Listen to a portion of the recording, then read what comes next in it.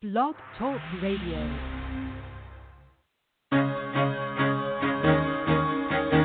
Carol the Coach. Sex, love, and relationships. We talk about it here. Carol the Coach.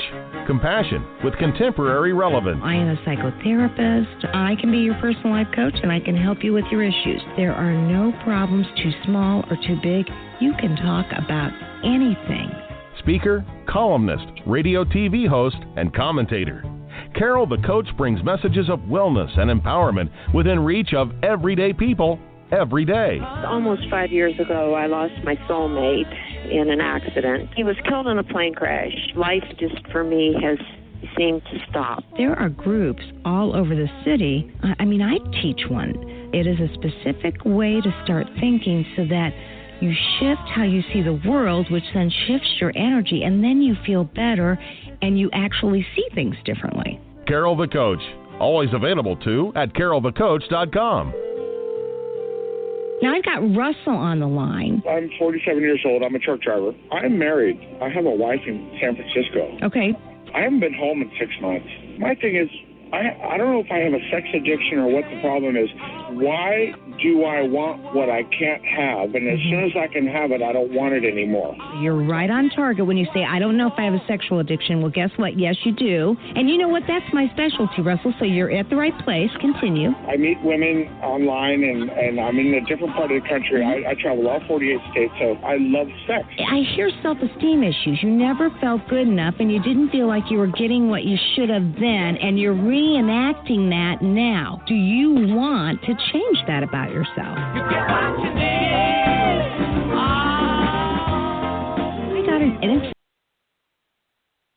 I got an interesting email from someone who said, "Hey, Carol, can you tell me some of the symptoms of porn and cybersex addiction?"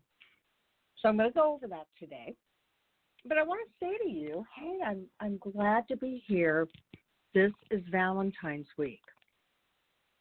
And what I know to be true is that can be a terribly tough time for an addict and a partner, or an addict that's single. Valentine's Day is mostly hype, so don't let it get to you. Now, here's what I believe.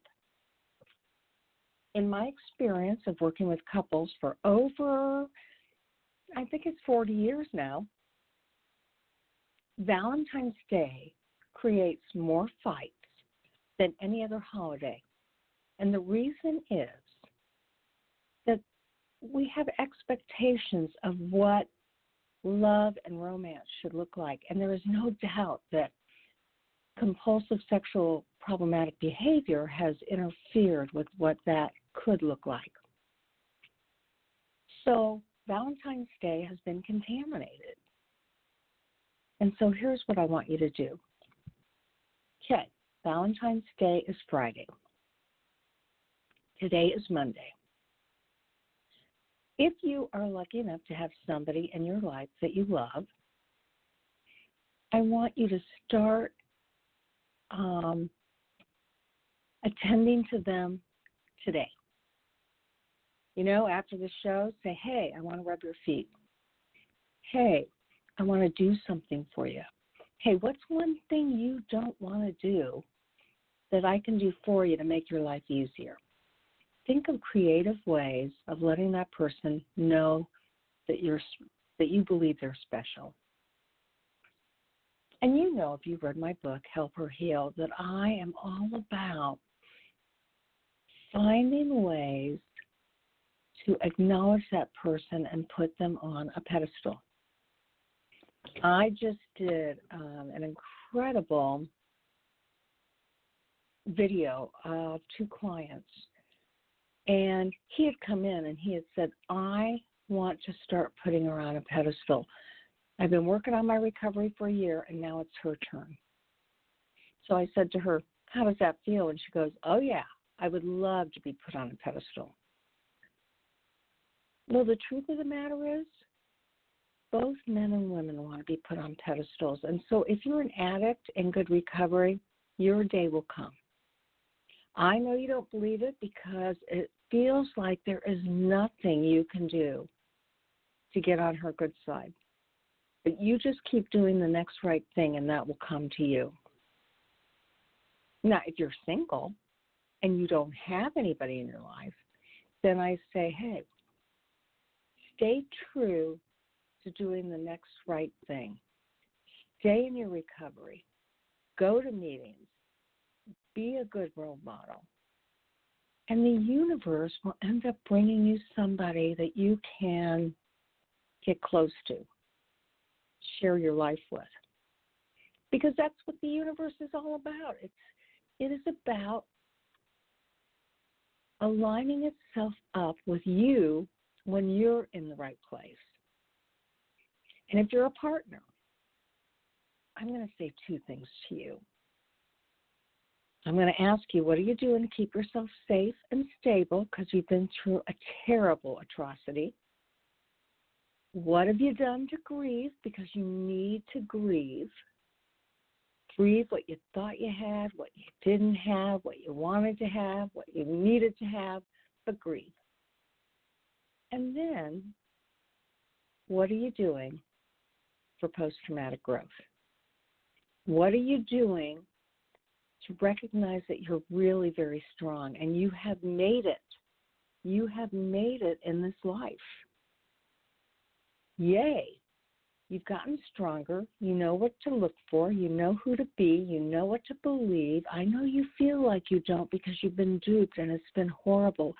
But if you are already through the stages of safety and stabilization and you've grieved, it's time for you to know how you shine. Yeah, no, because I say, and I mean this from the bottom of my heart, it's right on my wall. I am picking this up right now, and I'm going to read it to you. It's something most of you have heard, I am sure. But it says, our deepest fear is not that we are inadequate. Our deepest fear is that we are powerful beyond measure. It is our light, not our darkness, that most frightens us. How can that be? Why would our light frighten us more than our darkness? Well, for partners, you've had it so bad you're afraid to trust in the good because you don't want to get hurt again. We ask ourselves, who am I to be? Brilliant, gorgeous, talented, and fabulous. Actually, who are you not to be? You are the child of God, and playing small does not serve the world. Okay, there's nothing enlightened about shrinking so that other people won't feel insecure about you. Now, guys, I want you to know this is Carol the Coach's favorite mantra. We were born to make manifest the glory of God that is within us. It's not just in some of us, it's in everyone. And as we let our own light shine, we unconsciously give other people permission to do the same. And as we are liberated from our own fear, our presence automatically liberates others. So if you're a single sex addict and you have liberated yourself from your fear and you're working a good recovery program, and that automatically liberates others, you are a good role model. That comes from Marianne Williamson and the Course in Miracles. An amazing course. I just bought the audiobook. I can't get enough positivity in my life, and I lead a good life. So I want you to do the same. I want you to find inspirational things and put it on your wall. I promise you it will make a difference. And that's what this is all about. Now tonight, I am super excited because we're going to be interviewing Eddie Capparucci. I'm Cappuccini. I'm going to have to ask him how to say his name. I practiced this morning, but obviously I think he's on the line waiting. We'll get with him in a minute. He has created this process that he found very successful in treating sex addiction. He believes that the road to recovery from sexual and pornography addiction goes into your childhood. It's the various pain points that we've suffered as children, adolescents, and teenagers that impact our sexual and pornography addictions today. So we're going to be talking to him about how do you do this inner child work. He has actually created a process. It's called the Inner Child Recovery Process for Treatment of Sexual and Pornography Addiction. And it answers the whys that plague sex addicts and can empower them into abstinence. So I am so excited about this. He's written this book called Going Deeper. He's going to talk to us a little bit about this. And, you know, this is a man who has made it his mission to really help sex and porn addicts heal. So I am super excited to be welcoming Eddie to the show. And I'm just going to ask him right off the bat, hey, Eddie, is that you? Yes, it's me, Carol. Oh, good. Now, how do you say your last name? You have me sitting here cracking up because it's not unusual. It's really very, very simple, though. It's Cap, C-A-P, Pa, P-A, and then Rucci. So if you add a little, tone to it, it's Capparucci. Capparucci. I love there that. You go. So what is your origin that you have such an incredible Italian name? It is an Italian name, and it comes more from the northern part of Italy. Well, Eddie Capparucci, we did it again. Okay, let me do it like you said. Capparucci. There you go. You have worked really diligently to create this process for the treatment of sex and porn addiction, and I wanted you to talk about that because it does have to do with honoring the inner child and doing healing work around your childhood. So I'm going to ask you, what is this inner child recovery process? Well, before I do that, Carol, I would be totally remiss if I did not mention to your audience that I am Carol, the coach, groupie. When I started this process, when God called me to this about 10 years ago, he moved me out of corporate America and he said, I have something new for you. I have something different for you. And I had no idea what this was all about. And I was listening to you faithfully because I learned so much along the way. And I just want to say that you were one of my mentors. And I appreciate all the work that you've done in this area. And I know you've helped hundreds, if not thousands of people. Oh, thank you so much. I got to tell you, I'm probably what you would call the grandmother of sex addiction in that I have the oldest podcast in the world. And I shine with that because I would ask my fellow colleagues, will you come on my podcast and talk about sex addiction or partner betrayal? And they looked at me like deers in the headlights. But now we've got so many fabulous podcasts out there. I mean, people have really gotten into this, and it just makes my heart sing. It is, and well, again, you led the way. You're a pioneer. So, but to answer your question, what is the inner child recovery process? Well, basically, it centers upon three different things. One is self-reflection, insight, and mindfulness. And it's all designed to answer the why question.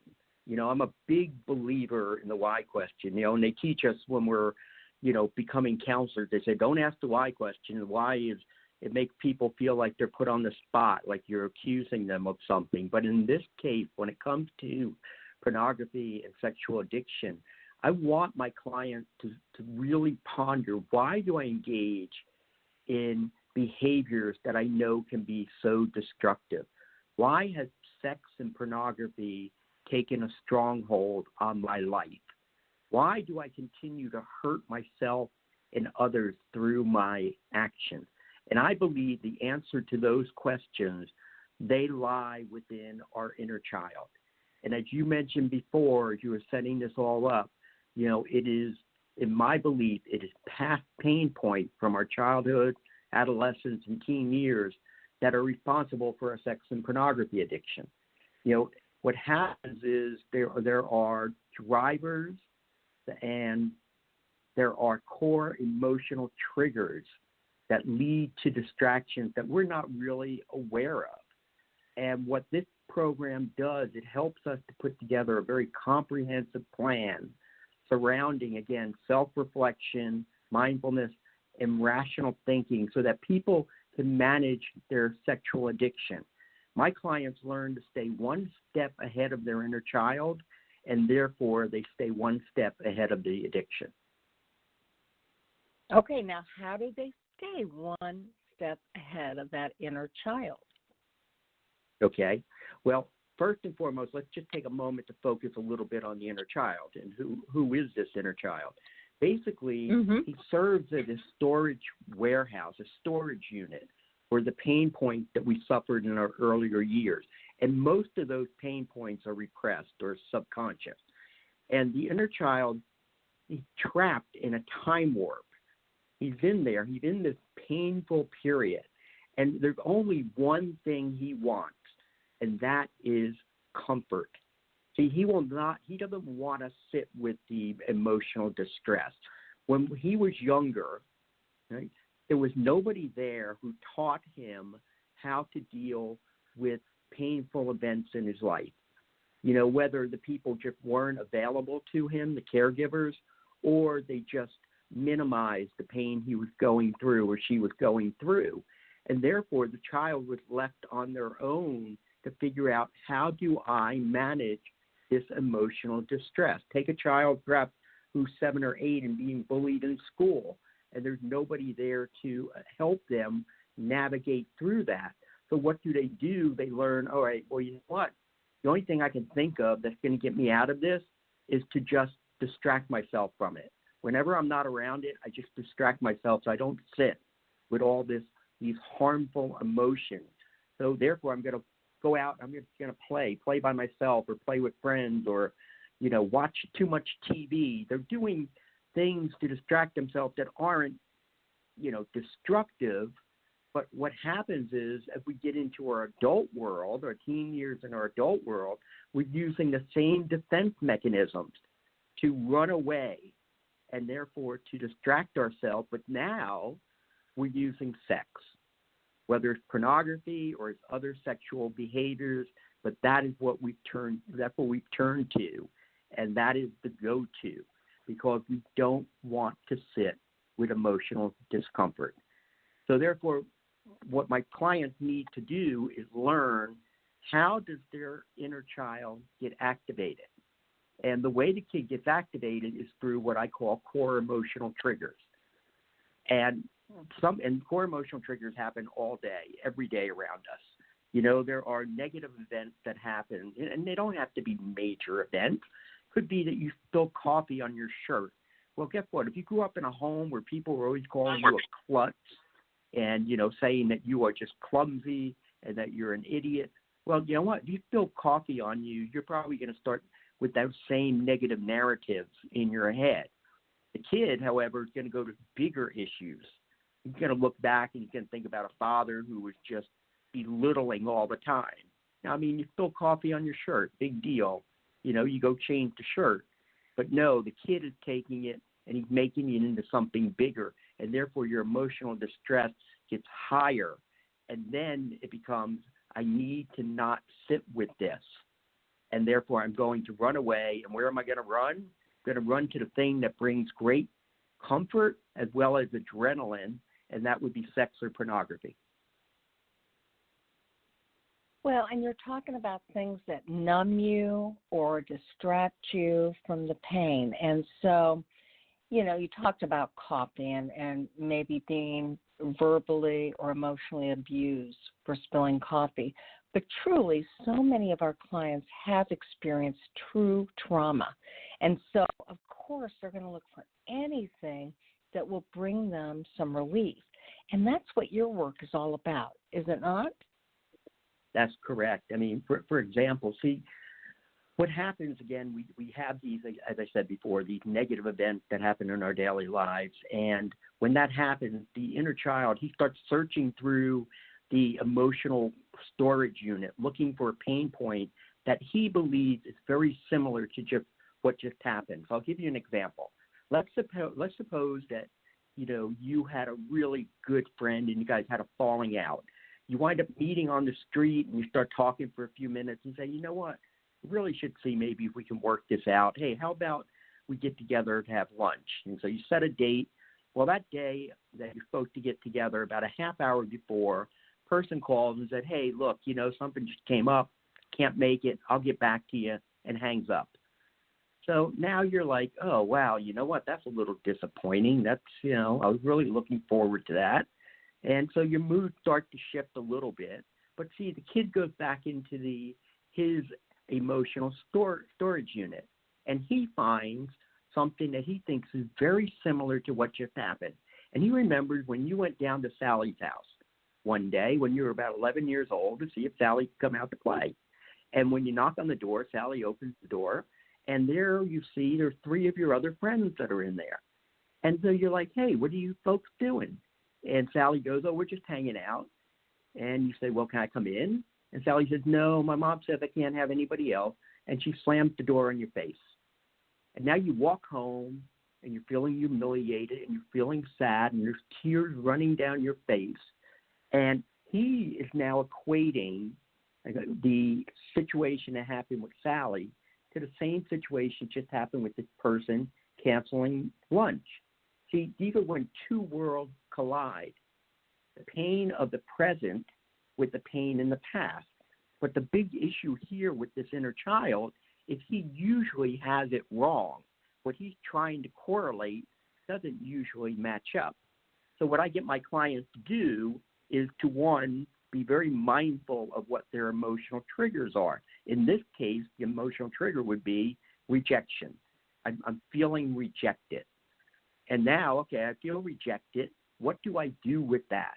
Well, I'll sit with the kid and see if I can try to figure out what is the pain point he went back to.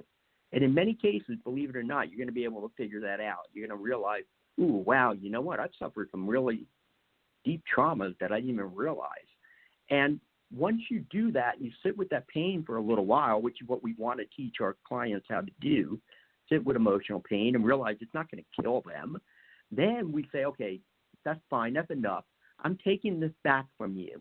I'm going to take control away from the child. And I am not going to use wise mind to figure this out. And in doing so, I'm going to say, okay, well, you know what?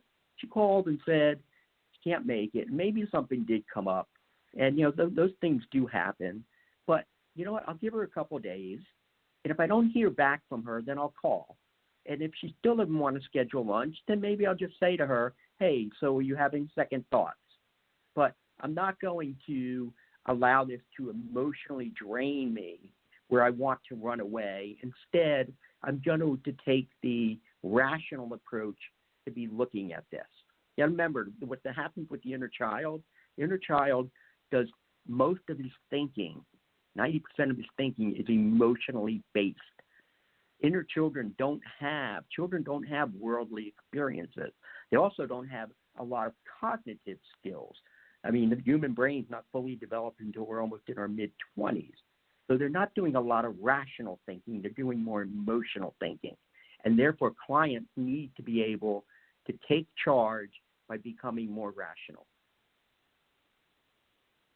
Well, that absolutely makes sense. And what I know is that inner child operates more from a primal experience. They don't have the ability to rationalize. And so that anterior cingulate in the brain feels a lot more rejection than an adult would. And it seems like, Eddie, you're teaching people how to get past that, how to empower themselves so that they don't stay stuck in the emotion. They're able to rationalize the true experience. Right. But in order to do that, Carol, first they have to realize what's there. See, many of these people, they don't understand. They don't realize that they have a lot of these core emotional triggers. They don't realize, most of my clients, when they come in, a large percentage of them, when you start to go back and say, hey, you know what, tell me about what it was like to, with your family of origin. I call them the cast of characters. What was it like at home? And it's incredible how many of them will say, you know what, I don't have a lot of memories until I was about 10 years old. I can't really remember much. And the reason they don't remember much was because people weren't helping them to create memories. You know, they were basically just existing. And again, that didn't mean that they had bad parents or caregivers.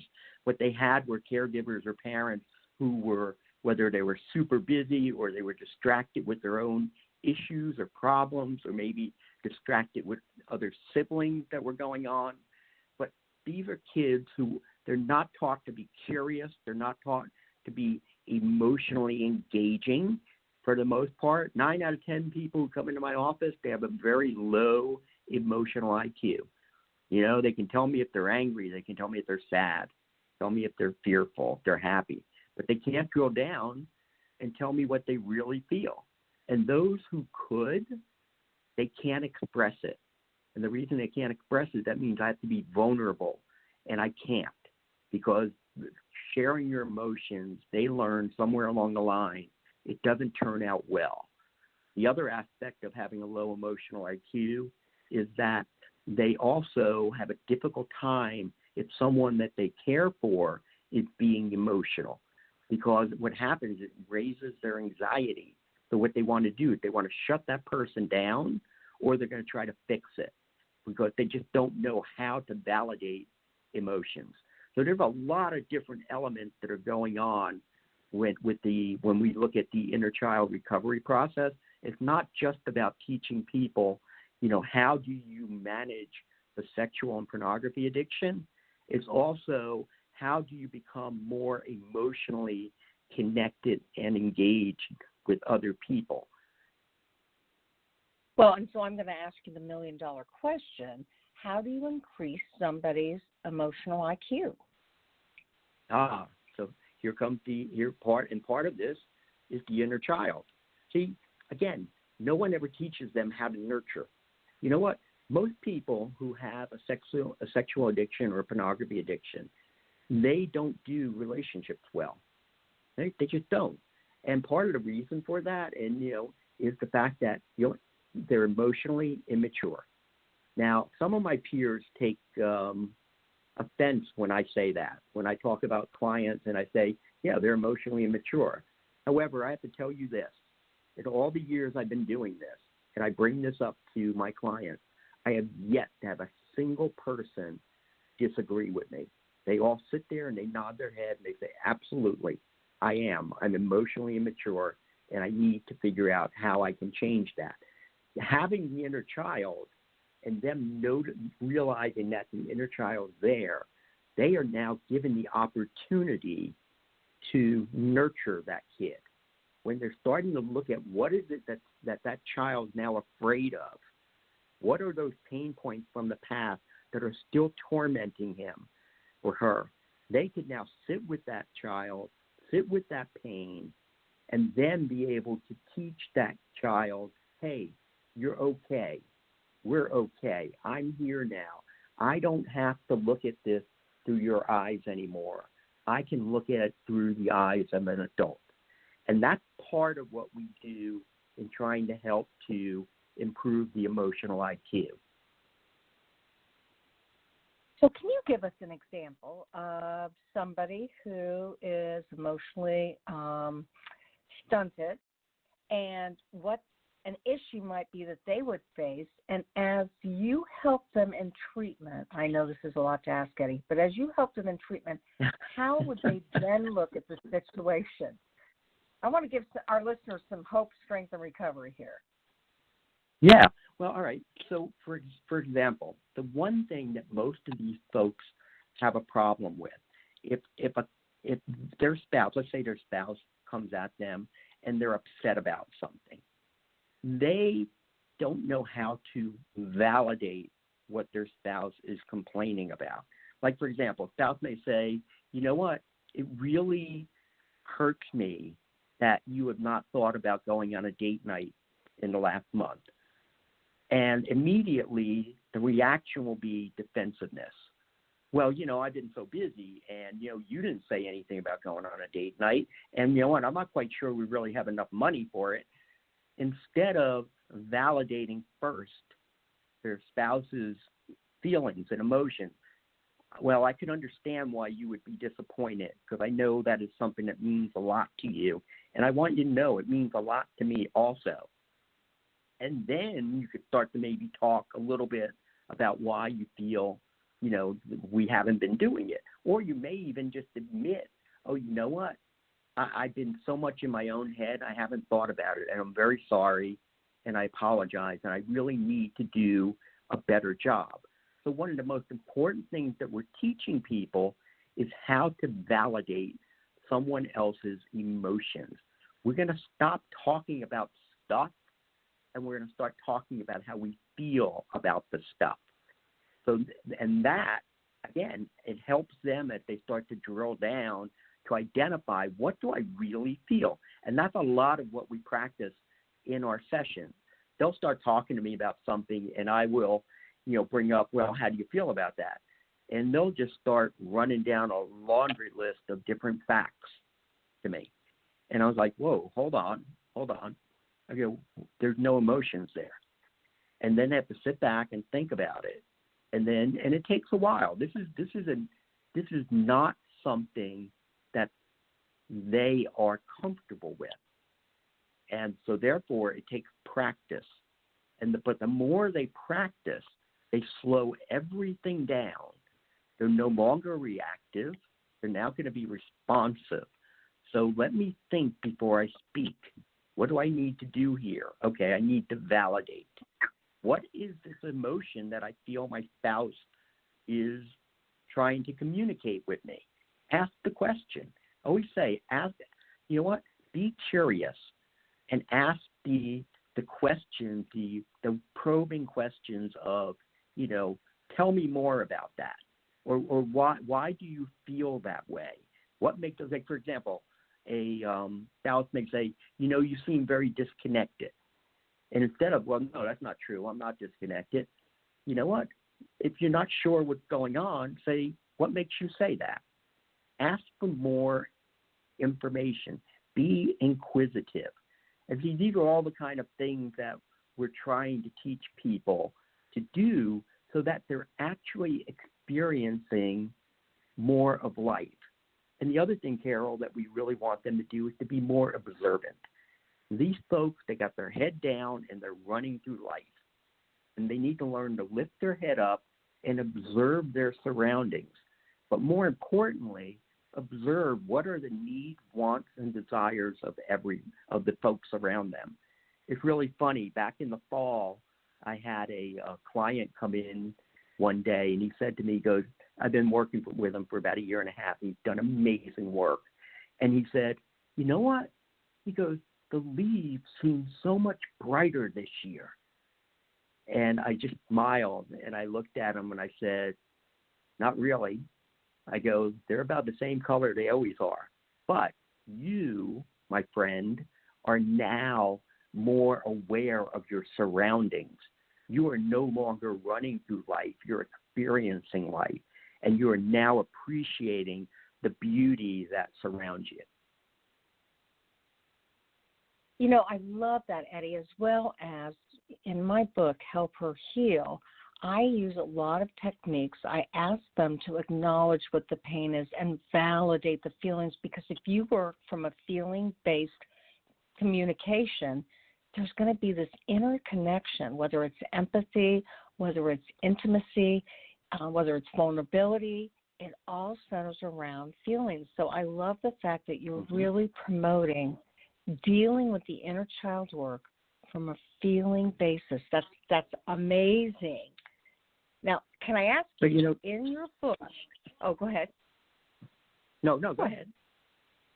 Well, I was going to say, in your book, you talk about 9 different inner children that impact sexual addiction. Can you walk us through those? Sure. In the book, over the years, what I've noticed as I'm doing my work was I was able to find, let me take a step back. The thing about the inner child, the whole key to this is what I've done is I've externalized the addiction. See, folks come in and they struggle with their addiction. And now what I have them doing is pointing to something and saying, here, see, this is the source of your addiction. Right here, your unresolved emotional pain. And you're going to need to learn how to sit with that pain, how to validate that pain, and how to nurture that pain. So that's where this all began. So what I really came up with were 9 reasons why people abuse sex. And then what I did was I turned them in and I associated them to children. Like, for example, the bored child, right? The bored child is someone who was raised in a, kind of low-key, quiet existence as children and teenagers. They felt very isolated and alone. They would learn to entertain themselves by living in fantasy. And then at that time, the fantasy may have been being a superhero or a celebrity or a sports star. I had one client of me who told me he used to play for hours and hours, play basketball in the backyard by himself, just shooting it. And he'd have all these teams in his head, and he'd write them down on paper, and he'd keep score, and he'd keep track of wins and losses. And it was a whole big project that he had just to be able to create this fantasy in his head. And what happens over time is they come across sex, and they find, oh my gosh, this is an incredible source of stimulation. I've never been stimulated like this in my entire life. So now they become like laser focused on this newfound outlet for stimulation. Now, as adults, they're programmed to fill whatever quiet moments there may be with this quest to obtain the chemical rush that sex delivers. So their desire is to be stimulated. And with that, there are 8 other children. There's the unaffirmed child, who really either received a lot of criticism or received very little praise. The unnoticed child, which pretty much describes itself as somebody who just wasn't noticed, didn't fit in, didn't belong. Pretty incredible how many clients fall into this bucket here. The need for control child. The need for control child is somebody who was raised in a very hectic environment, a chaotic environment where things were always going wrong. So therefore, their worldview is, I need to have control in order to, make sure bad things don't happen to me. So therefore, they're always seeking that kind of control. And when they can't find it, they realize that sex is a great distraction for those events that they had no control over. There's the entitled child. That entitled child is probably the most destructive of all of them. They were made to feel devalued as a child and a teenager. They didn't have a voice. Their needs, their desires never mattered. They may have been very falsely accused at times. So therefore, they turn to sex as a reward. Their worldview is, I deserve this. And their desire is that they want to be treated fairly. The weak or inferior child. These are the kids who were conditioned to believe they don't measure up. They have a lot of different shame. And sex is used as a way to either increase that sense of inferiority within them or to break away from it. So they use sex to either feel empowered or they use it to reinforce that sense of weakness. So therefore, the worldview is I deserve to be used or I must use others. The sexually stimulated or abused child. Now, again, that's a person who was at a very early age, they were stimulated in some way by sex, whether they first saw pornography at a very young age, and we're seeing, I think the average age right now for kids looking at porn is about 10. It's getting so ridiculous, and we really need to do more in the way of being able to put controls that we can limit the access to our children. or they were sexually molested. They learned that sex is more of an act. There's nothing special about it. It's just a physical act. And women are objects, or men are objects.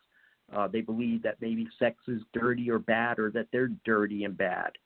But their desire is really that they want to feel safe. And then you had the stressed child. Again, this is another child who grew up in a very anxious environment. And some of these folks, actually a large majority of these folks, because they were dealing with anxiety at such a young age, they actually become desensitized to their anxiety. They may not even actually be aware that it exists. There are many times I see somebody and I can tell, I go, you seem like you have some anxiousness. And they're like, no, I'm not anxious at all. But then we start talking about, well, tell me when you kind of just sit still and do nothing. And they can't even think about that. They actually start getting anxious when we're starting to talk about that there. But their quest for sex, at their seeking sex, they're trying to use it as a stress buster. But when they're on that quest for it, it's actually just adding more stress to their lives.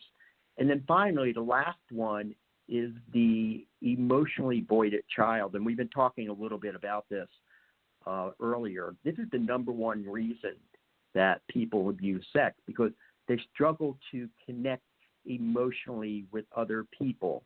The messages that they got when they were younger was feelings are not important or they're unsafe. And they may feel very uncomfortable in social or family settings. This is the person who, if there are people around, maybe they're entertaining, this is the one who's always up and running around, always doing something, and never just sitting there enjoying the moment. They confuse physical intimacy for emotional intimacy. So therefore, they feel like if I touch you and, I make you feel good, that's how I show you that I love you. But that can leave their partners feeling very unfulfilled and used. But their true desire, which is so ironic, is to have emotional connection. They just don't realize it.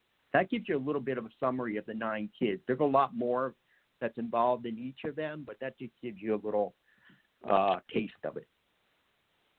Oh, absolutely. And that is a great depiction of, I think anybody could relate to that on some level. And I know that in the therapy that I do, I'm always talking about how do you raise that emotional IQ? How do you connect with other people? And so doing this inner child work sets them up to be ready to really give back to the people around them.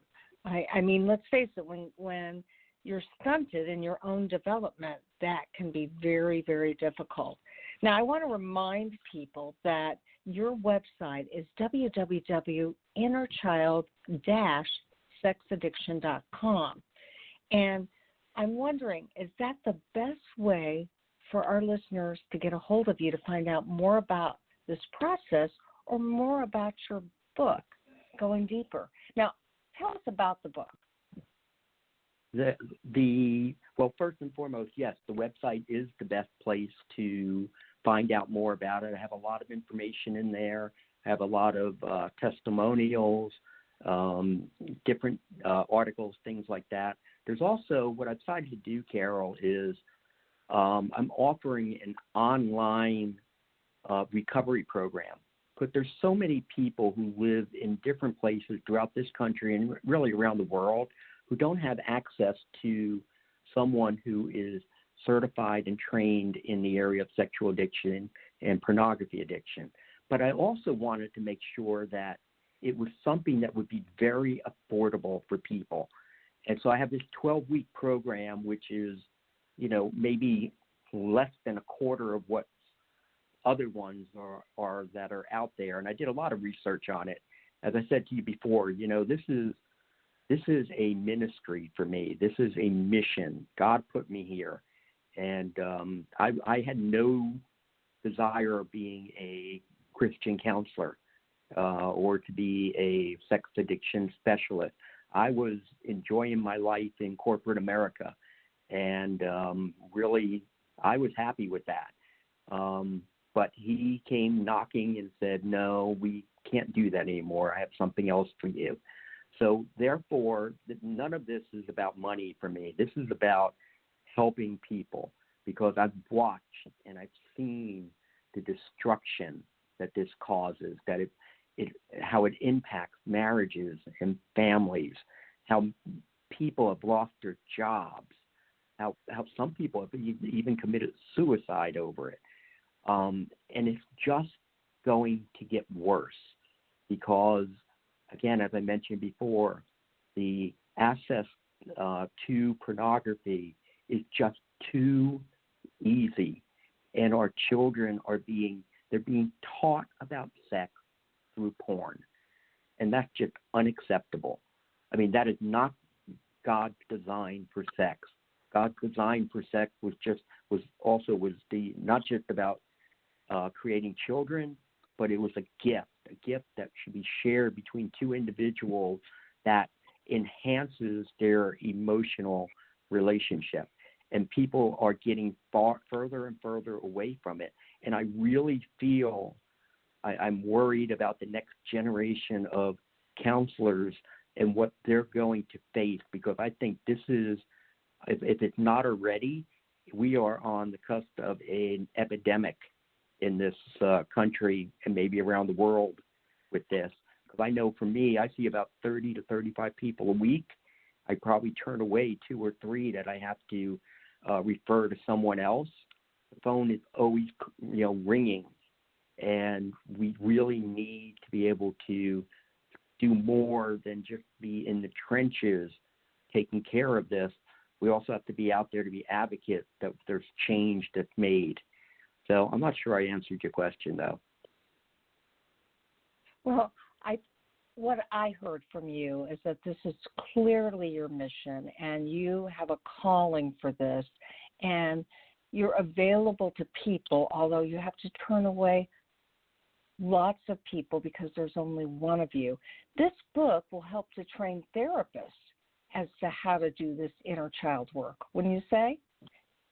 Yes, and actually right now just talking to a couple of continuing education providers to do exactly that, because it would be wonderful that if we could start to train other clinicians to go deeper, with their clients and really challenge them to determine what are those pain points that are driving their addiction. And I got to tell you something else, Carol, that's so incredible that I see with this process is that clients get so excited when they start doing that self-reflection. They're doing the looking for insights about themselves and how they tick and what makes them, do the things they do. And they come in having done their homework, and they're like, oh, you won't believe the insights I've learned today, or you won't believe I have these 3 other memories from the past. And it's just this excitement that just builds upon itself. And therefore, because as I tell them, you know what, this journey of self-reflection that you're on does not end when we get to the point where I said, hey, you know what, I think you now are in a good place to be able to manage this, and I'm going to be able to move you on. Self-reflection is something you're going to do for the rest of your life. I mean, I still do it myself, and I still come up with things at times that I never realized, and I get these memories and these flashbacks of the certain pain points that I had forgotten all about. But I take that and I use it to say, okay, this is a growth opportunity for me. So I'm not going to let this crash me. Instead, I'm going to actually help to uplift me with it. I am amazed at your reframing of all this. I mean, you really are able to look at the trauma and drama of self-doubt and low self-esteem and find a way to help clients through identifying feelings and connecting with both themselves and what they want within another person. And they do that inner child work, and they feel immediately better. I mean, this is amazing work. I want to remind everybody, this is called the Inner Child Recovery Process for Sexual and Pornography Addictions. It's a new and unique therapy for treating the disorder and has been proven successful with a large majority of Eddie's clients in his private counseling practice, and it sounds like you're expanding this. So, obviously you do have a mission and a passion, and as we begin to end for tonight, I want to ask you, what else might you want to share with our listening audience to get them going in this process? Well, the one thing I'd really like for people who are struggling, to understand that, you know what, there is hope. But the hope is when you do the work that needs to be done. And that means really doing the self-reflection, asking God to circumcise your heart, to say, show me the darkness, show me where I struggle. And again, not just from the area of sexual addiction or pornography addiction. Maybe you have an anger problem also, okay? And therefore, how do I learn to tame my tongue? Maybe if you have this issue where you withdraw from people, how do I start to learn to engage more with others? And that's the challenge that we're on. And you know what? You're never going to get to a point where, you master it and you're going to be like the life of the party, but you don't have to be. All you have to do is just be able to understand that right now there are elements of life that you just are missing out on. And it's now time to say, you know what? I want more out of life. I want to move out of the dark and I want to come into the light. I want to know what it really means to experience true love and intimacy, not just with other people, but with God. And that is available to you. You just need to say, hey, you know what? I'm going to take the first step and try to make that all happen. Well, I love that. And I got to tell our listening audience, I'm speaking with Eddie Capparucci, and he has a counseling practice called Abundant Life Counseling. You can reach him at edcappa, CAPPA, @gmail.com. And again, his website is www.innerchild-sexaddiction.com. Eddie, you're doing important work. I really feel like this is truly where it needs to start. So I thank you so much for sharing your wisdom with us tonight. Well, thank you. Thank you for having me on, Carol. I really appreciate it. I never dreamed that one day I'd actually be interviewed by Carol, the coach. You are killing me. It's a lot of fun. Oh, thank you. I want to hear more about what you're doing. So keep me posted, okay? I will. Thank you again for the opportunity. Absolutely. And good luck in the future. And I'm just so thankful that you're willing to do this work and writing about it and teaching our listening audience, as well as the clinicians and coaches that are listening right now. You make it a good one. Yeah, that was Eddie Capparucci, and he is part of Abundant Life Counseling, and his book is called Going Deeper. Actually, it is Going Deeper, and it's about inner child work and how to take your life to that next level. His therapy is based on mindfulness. It's based on emotional maturity, emotional IQ, and it's based on empowerment. And you know me, that's my thing. I was just reading to you that Course in Miracles empowerment quote, you were meant for greatness. So I want to hear how you're doing. Please send me an email at carol@carolthecoach.com. And boy, if you're an addict and you want to do something really special for your partner, send her to Italy with me. I would absolutely love that. And if you're a partner and you want to do something that treats yourself to nurturing, self-reflection, and self-development, then this is for you. Hey, listeners, are you ready for a little healing and restoration after betrayal? Hi, I'm Carol the Coach, and we're leaving for Tuscany, Italy on July 25th through August 1st, and I would love for you to join us. There is no denying that I want you to find your post-traumatic growth, and one of the ways you can do that is by settling in and experiencing life on a different level. We're going to be staying in a beautiful traditional Italian farmhouse with 7 bedrooms located between Florence and Siena. The farmhouse has a pool on a 625-acre winery. The tour is your opportunity to regain your life and treat yourself to adventure, nurturing, and personal growth. And I will be providing morning workshops and a free coaching session just for you. So if you're ready to reclaim your life and live the life you deserve, go to Sex Help with Carol the Coach or Street View Adventure Travel and sign up. There are only 8 spots left, so treat yourself to an international experience of connection, reflection, laughter, and support with other women. And just know I can't wait to meet you. That's absolutely right. We've got people already signed up for the tour. Unfortunately, it's only for women this time. But truly, if you want to relax and rest but have adventure, meet with me. I'm going to be doing workshops on post-traumatic growth and feeling happy and just empowerment all the way across the world. That's what we're going to be doing. And so go to my website, Sex Help with Carol the Coach, and learn a little bit more about the trip that we're going to take in July. Hey, listen. There's only going to be one of you at all times, and I fearlessly want you to have the courage to be yourself. So make it a good week. I'll see you back here, same place, same time, for more Sex Help with Carol, the Coach.